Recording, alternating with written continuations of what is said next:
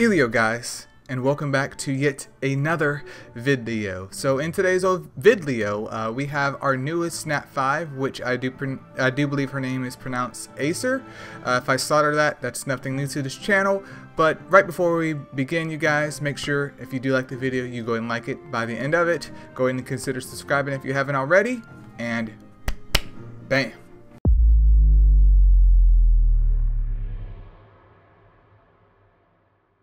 Alright, so starting off here, we're going to go with the dark type first. This is my first actual look at her, so I'm quickly just going to browse through her different forms. She looks pretty cool, dude. Like, yeah, she looks cool. I do think her Evo 2 is my favorite, though. You just can't go wrong there. Not at all. But anyways, moving on to the important information here. Aesir, the tank version of her, which is the dark type, is coming in with 49k HP, 2.4k attack, and then 2.5k defense. She's a tank, so obviously she should have plenty of HP, which is what she has. And her attack and defense aren't super duper high, but they are respectable. Like, it's a nice balance of her attack and defense, which is always good, especially in a tank situation where there's a lot of tanks that have an excess amount of HP, but literally no defense. So, GG. In terms of her skills, though, she comes in with Barb Taunt, which performs a counterattack proportional to the damage received for one turn, and then grants a 100% chance to draw an enemy's attention for one turn. And then she has HP aggression.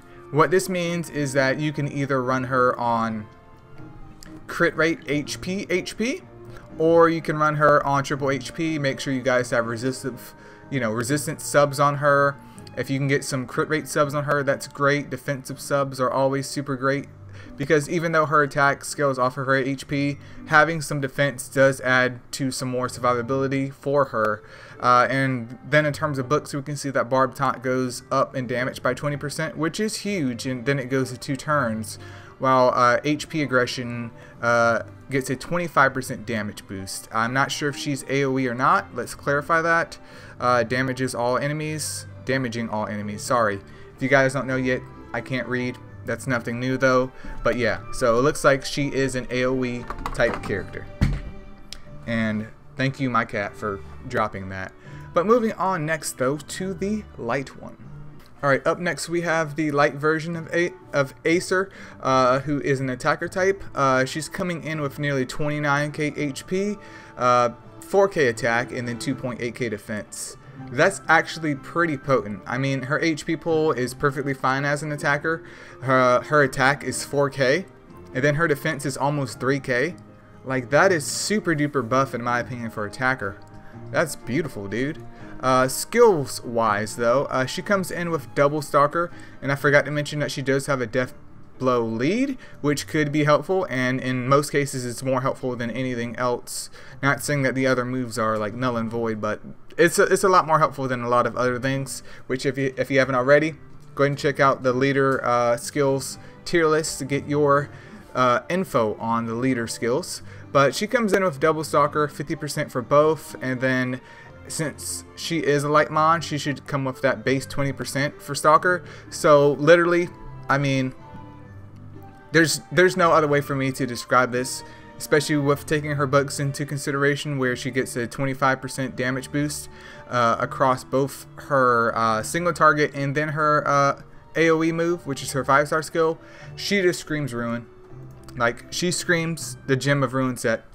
Like, if you have her and you pull her, even without books, there's no excuse as to why she's not running attack crit damage. Like, it is literally given to you. I mean, that's honestly the only thing that she has going for her anyways, because if they put this on her dark version, oh man, spice. Alright, next up we have the wood version, who is also an attacker type. We got a whole bunch of attackers. I mean, a whole bunch by 2 of them. But anyway, she's coming in with 27k HP, 3.8k attack, and then 2.7k defense. Once again, very, very similar to the light one, which isn't bad at all. She's quite stacked up as an attacker, in my opinion. Let's take a look at her skills, though. She has Lethal Strike, which greatly increases her attack power in proportion to the target's total defense, and then Predator 50%. That's still pretty potent, And I'm assuming the lethal strike thing here is kind of to counteract any water mons that may have a whole bunch of defense. And I mean, you can also use her in other places as well. It's not like she's bound to fighting water mons only in a PvP situation. You could still get away with using that lethal strike in other situations regardless of what you have. And Predator 50% is pretty chunky as well. Skill book wise, lethal strike gets a 20% damage boost, and then Predator gets a 25% damage boost. So pretty potent, but in my opinion at least, not really worth the books. Like, I think if lethal strike got a bigger damage increase, that might be more appealing, but I honestly have no experience with lethal strike. I've seen videos and screenshots of what it can do, and it does look like it's devastating, at least with, I believe, light Jiang, but I haven't experienced it myself. But it does add in a little bit of mix in terms of what we can use out there, so that's always a positive thing. Obviously, she's more fit for PvP than anything else, but you could definitely get away with using her in a PvE situation because of her 50% Predator and her freaking 3.8k attack stat. So I think she's fine. Her real use may come out as we go on, and of course you could always use her in the Elemental Tower of Chaos because their defensive stats just, they're bonkers, and I don't think she would even require Evo 3 to get through that, depending on your team composition. Alright, next up we have the Water version, who is a balanced type. She's coming in with 30k HP, 2.8k attack, and then 2.6k defense. And let's go over here and take a look at her skills, which we can see already is double smiley face. Double smiley face. So she has Courageous Strike on both her 3-star and 5-star skill. And we can tell right here from books alone that she gets a 25% damage boost. That is absolutely beautiful. So we now actually have in 2021, June 2021, boys and girls, we now have a double Courageous Striker for the Water Mons. I mean, my Fire Titan team hits like trash, but we're not going to talk about that. But we now have a double Courageous Striker. So that means Barona is still important, but depending on how she works and how her animations is, it could be like, hey Barona, we're still gonna use you, but we gotta go ahead and scoot you over. So that is definitely smiley face gaming right there. But let's take a look though. Since she has double Courageous Strike and it goes up by 25%, and she has 2.8k attack, what does Barona have? Barona has a chunk more of attack. She has 600 more attack roughly than her, but she does have defense down on her active, which if Barona gets orbs, you kind of don't want that. Book wise though, she only gets 20% for her Courageous Strike. Defense down doesn't matter because she's debuffing. So I mean, I'm not a Titan expert, but I could definitely see the massive appeal for the wet version of Aesir. So I'm okay with this, 100% okay with this. Now we just need the Fire Mons to get in order, and we are going from sad face gaming to smiley face. Alright, and last, and it looks like it's going to be least, is the Fire version of Aesir, who's a Defender type, coming in with 27k HP, 2.4k attack, and then 3.4k defense. Defender, she has plenty of defense. It's not as high as I would want it to be, but it is what it is. Other than that, her HP pool is pretty much of that of an attacker, and her attack is actually pretty decent to be, you know, mine is supposed to be used defensively only. Let's take a look at her skills though, even though we can see them right here, which is double exposed weakness. Her 3-star version of it is 100% chance for 1 turn, and then her 5-star version is 80% chance for 2 turns. Let's take a look at the skill books though. Looks like it's a 20% damage increased, and that goes to 2 turns for her 3-star skill, and then for her 5-star skill she gets a 20% damage increase, and that goes to 100% for 2 turns.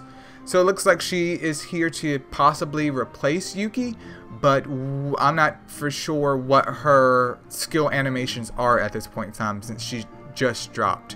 Which Yuki has double exposed weakness, right? Am I remembering wrong? I definitely could be. Let me go over here and take a look though. Yep, I'm remembering wrong. Yuki has double defense down. I'm not sure why I thought she had double exposed weakness, but we now have a dedicated exposed weakness mod, which could potentially help lineups depending on what you're rocking. And if we can get a double fire courageous striker, then this could actually be pretty potent depending on their animation timings, because at least for my Dark Indra's case, I pair him up with Light Sherlock. Light Sherlock's on the left lane, but he's on the right lane, and he gets that animation. His animation's first. And essentially that exposed weakness does not go to waste at all, so he can maximize his damage since Courageous Strike is on both of his skills. But that is the review of Aesir, you guys. Feel free to leave a comment below about which one you guys are excited for. I do think Water is going to be super duper popular, especially with the Primo Festival literally right around the corner, so spend your gems if you want. Am I going to do it personally? No, not at this point in time. I do plan to do a Primo Festival, but I don't know, I just need to be more prepared for it, which I feel like I will be either with a newer Nat 5 that comes out, even though I don't know anything about it, or probably after the anniversary. But also, as you guys love to know how I would rank these precious baby girls, I would say you know, in the obvious case right here, the dark one, what does she have again? I forgot already. The Dark one had Barb Taunt and HP Aggression, so she could be used defensively, especially in a PvP situation, though I don't have too much advice in terms of Barb Taunt. I could see how she could be potentially annoying, though, especially with her AoE 5-star skill, which, if, you know, paired up, which is literally any mon in the game, paired up with the right gems, could potentially be a sad face gaming moment. The Light one has Double Stalker, so she is easily a attack crit damage mon, without a doubt. The Wood one, Lethal Strike and Predator, usable, but I wouldn't like focus on that one. Water, if you are into Titan, she's obviously going to be top tier for you. And Fire, depending on testing with her, could also be pretty potent in my opinion, just depending on how she acts, because this could either be good or bad. But if I had to rank any of them at all, I would say, at least in my opinion, even though they are lackluster in some form, I would say that Light would be my #1 go-to if I had any choice in it. And then after that, since I would prefer something on Titans versus the defensive team, you know, in terms of PvP, I would say Water. Then I would say Dark. And then, I mean, these two go hand in hand. One's more of a PvP unit, while one's more of a Titans unit. So they're I would say probably the Wood one may be more useful than a Fire one. But with correct testing for the Fire one, she could actually be a lot higher on this list. But this is just one man's opinion. Feel free to leave your own opinion in the comments below. I definitely love her design. I think she looks super duper cool, especially that Evo 2 form, because she looks like she's just going to destroy you. And yep, that's pretty much it, you guys. See ya.